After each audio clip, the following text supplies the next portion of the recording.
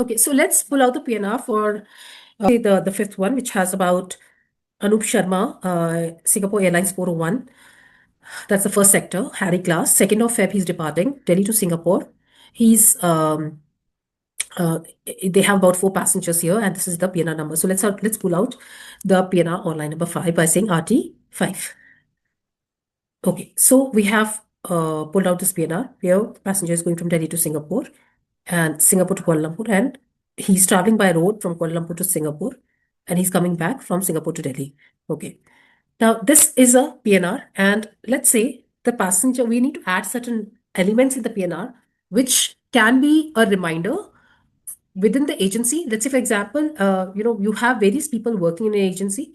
So let's say you have, agent X and agent Y working in the agency. Now, agent X is not well; he's not there in the agency. So, agent Y should be able to handle the situation in his absence too. He should be able to understand if there are certain requirements in the PNR. Like, let's say, for example, so it's always desirable to put a reminder or a remark element in the PNR so that even in the absence of one agent, the other agent can take over seamlessly. So the reason for adding a remark element is that you're putting some reminders, some sticky notes in the PNR so that you can be reminded of that this follow-ups or this particular information is required in the PNR to be able to handle the passenger or the PNR well.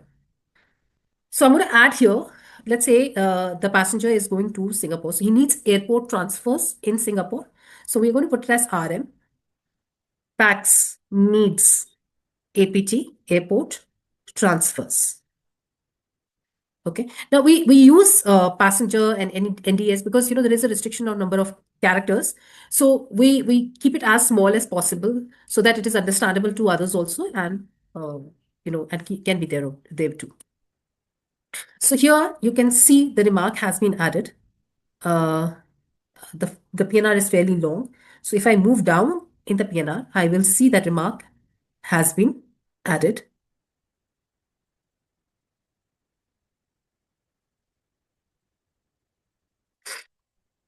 I can see on line number 41 and 42. So this is the one which has been added right now, RM. PAX needs airport transfers. Okay, so somebody else has also added the same remarks. PAX needs airport transfers in Singapore and Kuala Lumpur. Okay. Now, let's see, there's something about the client that I would, remark is something that is visible to the agents who are using the same system. For example, if I transfer this PNR to another agent, and he's using Amadeus, of course, he will be able to see the remarks.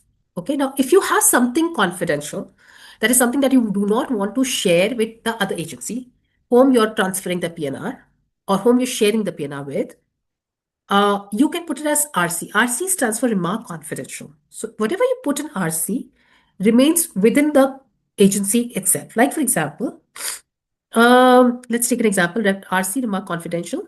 Passenger has been misinformed earlier. So this is just a word of caution here that the passenger has been misinformed earlier. So kindly, be very careful with the passenger. So this is something that you can add. Now, when you add RC here, and I move down,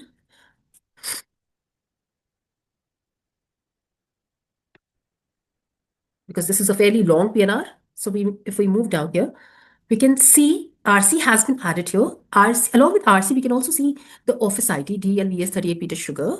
That is the office ID. That means even if you have added a remark there, that remark is going to stay within the agency itself, will not be in any way passed on to airlines which are Amadeus users, or will, other agents will not be able to see them too, whom you have shared the PNR with. So RM and RC, they hold a significance because you need reminders in the PNR. If somebody is following up with the passenger in your absence, he should be able to do it seamlessly. Okay. Apart from that, we have two more remarks, that is RIR and RX. Now, RX stands for okay, so we'll talk about the itinerary remark first. RIR is an itinerary remark, which is meant for a remark which is going to be available in the itinerary. So you send an itinerary copy to the passenger, which is in his readable format. Like for example, the passenger will not be able to read this information. Why? Because this is a very technical information. It'll be difficult for him to decode because passengers do not understand, the traveler does not understand what is DEL, what is SIN, or what is HK for that matter. So we send them the itinerary remark. We send them the itinerary in a more readable form. Okay. Now, that how do you send the itinerary to the passenger? We will discuss it in the later videos. But at this point of time, what I'm trying to tell you here is that if in case in that readable format you want to add an itinerary remark saying something like, "Have a safe journey,"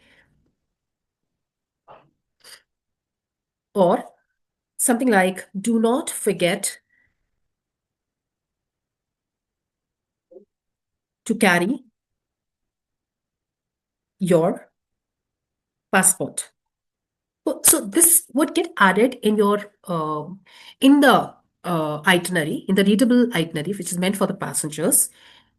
Uh, it'll be added there. So it's for them to read. So that is what is itinerary remark. So if you want, details about what is RX is not something that is very commonly used. So I'm not going to cover RX here. Uh, we regularly hold offline and online sessions at our institute, which is in Malvinagar. So in case if you and the batches they start every month. So in case if you are keen to enroll yourself and to learn GDS, you can give us a call at the number flashing beneath, and you can get in touch with us.